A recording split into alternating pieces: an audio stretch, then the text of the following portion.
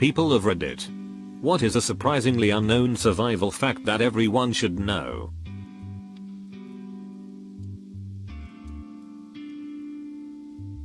Every part of a dandelion, from the flower to the stem to the root, is edible. If you're about to pass out from being exposed to heat, pour cold water on your forearms. Ice works even better. This is an old farmer trick. You will feel the effects immediately. You will stop being dizzy and feel better almost immediately. Elevator stuff. The star symbol on the elevator panel indicates the floor that is the most direct route outside. If you are ever involved in gunfire or a shooting of any sort, a sharp cracking sound means the gunfire is aimed at you. A deep thumping noise means the gunfire is aimed away from you. Cut 4 times the firewood you think you'll need. Very rarely are people mentally prepared to fight a naked man. Just because you're drinking water doesn't mean you're safe. You need to take in salt as well. I've seen this kick people's asses big time.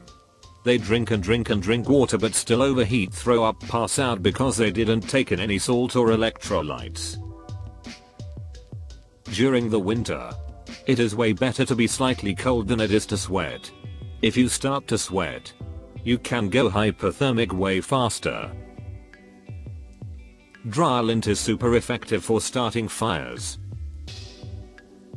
Pack a whistle. There's no chance your voice will hold out yelling at the top of your lungs. And whistles carry long distances. Especially handy if you've injured yourself and need to rely on others finding you. SOS and Morse code is DART. So 3 short blasts. 3 longer ones. 3 short. Pause. And repeat. This is an especially handy and harmless device to give kids that are along for a hike, along with.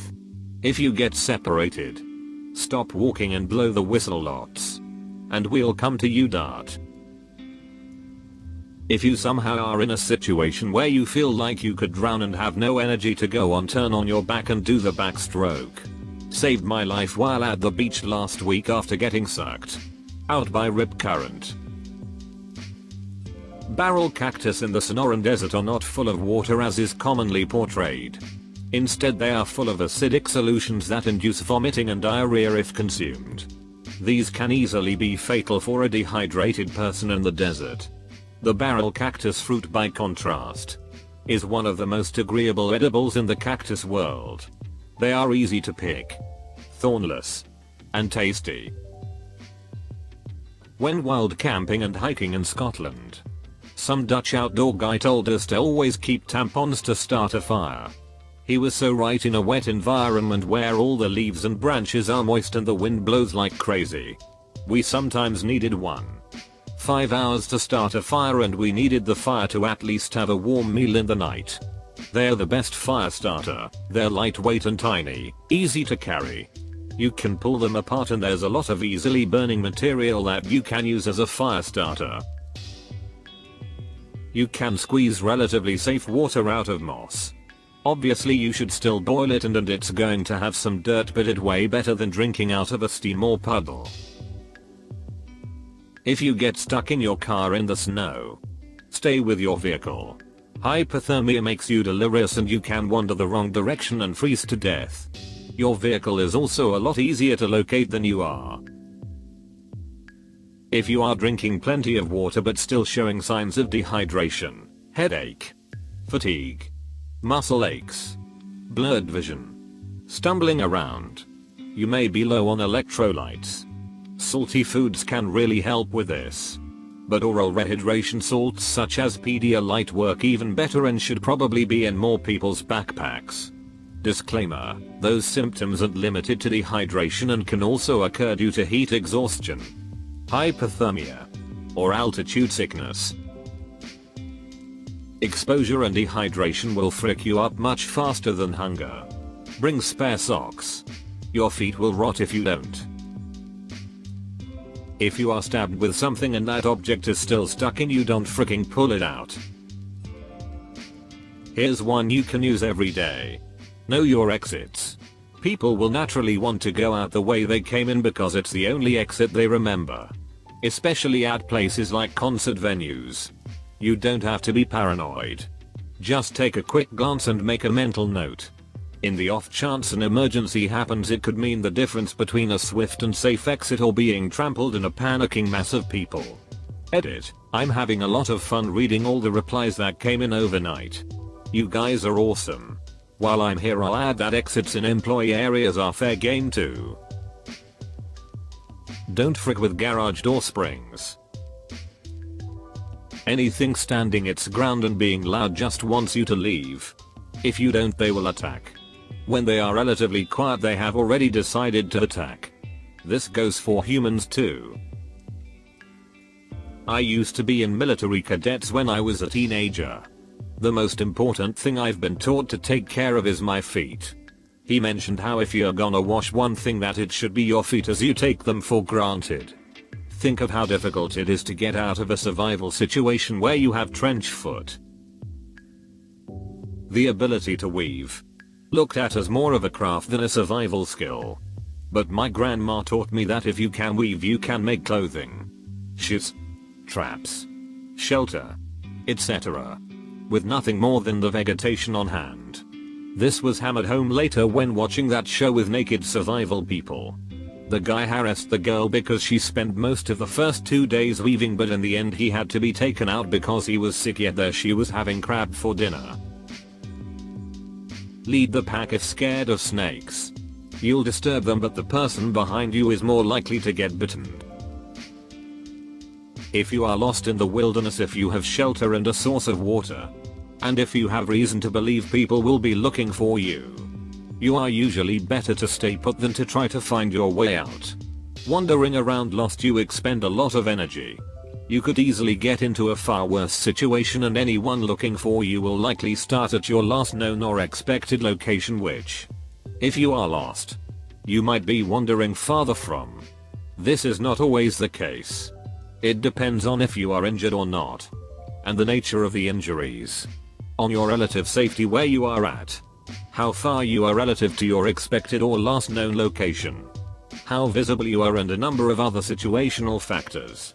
It is often worth a low risk climb to a better vantage point if possible. People have died a few hundred meters from a road which could have led them to safety. You can get hypothermia in any water that's below your body temperature, which is pretty much any body of water. A mirror is the best way to signal for help. You can use the reflection of the sun directed at a boat or plane like your sibling would to annoy you. I'm a little late to this thread, but I've hiked and backpacked thousands of miles over the years, and the simplest thing that could make or break your survival in many outdoor situations, especially a lost in the wilderness situation, is a band-aid. Always bring a band-aid or moleskin hiking. Not for cuts, per se, but for blisters. If you start to feel irritation when walking long distances, you have to address the spot quickly. A blister can absolutely debilitate even the most in shape, athletic people. It's what every seasoned hiker learned the hard way at some point. If you accidentally disturb a beehive or wasp nest and are being swarmed, do not run for water. It seems intuitive that jumping in water will keep the bees off you, but actually they will wait for you to resurface and resume stinging you. Instead, run as fast and as far away as you can. Wasps are territorial and will not easily leave their home range. So once you leave their comfort zone, you're pretty much safe. If you're walking and suspect someone is following you, pretend like you're calling someone on the phone asking them their whereabouts. Then face a direction your follower can't see, like the corner of a building, and raise your hand and start waving it saying, "Yes, I see you. I'm over here." Your follower will think you're meeting someone who's around the corner and will go the other way. If you are disorientated underwater, hold your hand over your mouth and exhale lightly. Bubbles go up. If you are disorientated on land, you can let some spit dribble out. Spit goes down. If you are trapped in an extremely cold environment, a rudimentary igloo will keep you relatively warm if you are smart about it. They keep heat in fairly well. However, always be sure to mark where you are with something that won't get covered in snow, so if rescue comes they don't miss you in the snow. When defending yourself, there is no need to fight fair. If you hear of a mass shooting currently taking place in a location where a loved one is, like their workplace, school, church, the mall they said they were visiting, etc., you may feel very tempted to call them. Don't. If they're alive, they're hiding and trying to stay invisible. If their phone rings or even vibrates, it will draw attention to them, quite possibly that of the shooter, and give away their hiding space. Don't try to contact them at all until you are certain that the perpetrator, have been stopped. Your car is in general much easier to locate than you are. So unless you're absolutely certain that you can get to a safe place, it's better to stay close to your car for any searching party. Of course, if it's stranded in the middle of a road and any incoming car will hit it, you probably shouldn't stay in your car.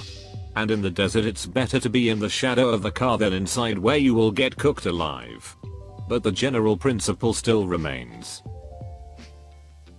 When anyone talks about survival skills, everyone jumps to the conclusion is that the scenario is that you are lost in the forest or wilderness or something, and tips are often things like how to read stars for directions or make a fire out of sticks, etc.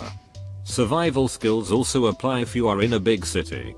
Or maybe survival skills in prison, which could include how to stay safe and out of trouble best as you can.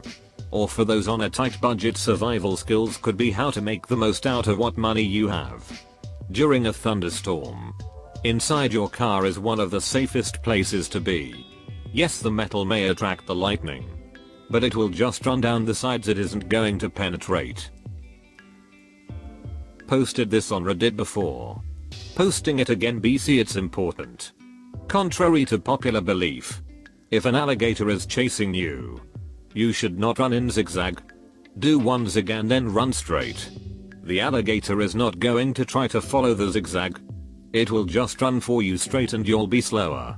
Do one zig so that the alligator will have to do one zig if it wants to get you. And then just run in a straight line like your ass is on fire. Edit. Do not provoke an alligator or crocodile. This is meant for people that somehow accidentally provoke them. I am not an expert. I was told this by a guy that worked with handling alligators. If you leave an alligator alone, they will leave you alone. Was told that crocs were more aggressive. Just stay the frick away from both types of animals. Thanks for the award. See, it's my first one. If you want to prevent being the victim of a crime, it is your subconscious that is going to tell you that you are in danger. You will think something isn't quite right. If you ever have a feeling that something is wrong, get out of there immediately. Not a survival tip, but if you see dead elephants and whales, stay away from them. They can explode like a ticking time bomb. Always be wary of children that have lost their parents, as it's a common ruse for abduction. Especially if the child tries to lead you somewhere.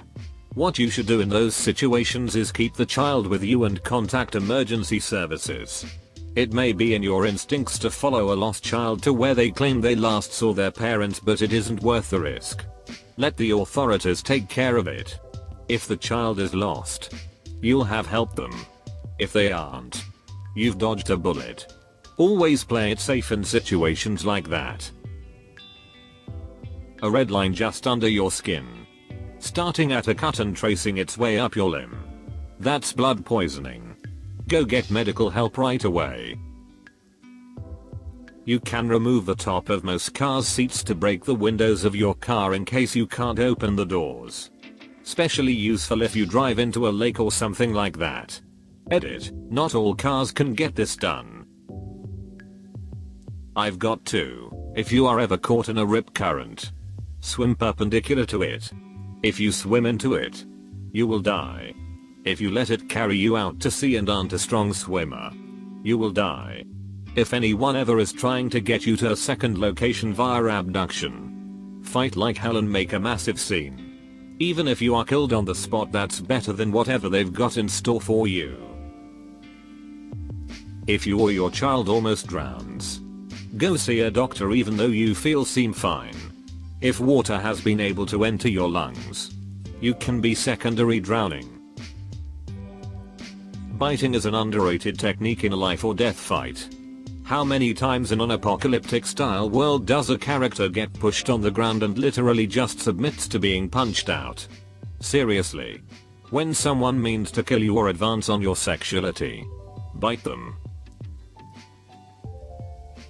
Hi there. Look, if you enjoyed the video, well, why not go ahead and hit that like and subscribe to Reddit Stories. In fact, if you want to see even more responses to this thread, well then, take a look. There's the link in the description below. And remember, show some love to those authors while you're there. And I look forward to seeing you next time.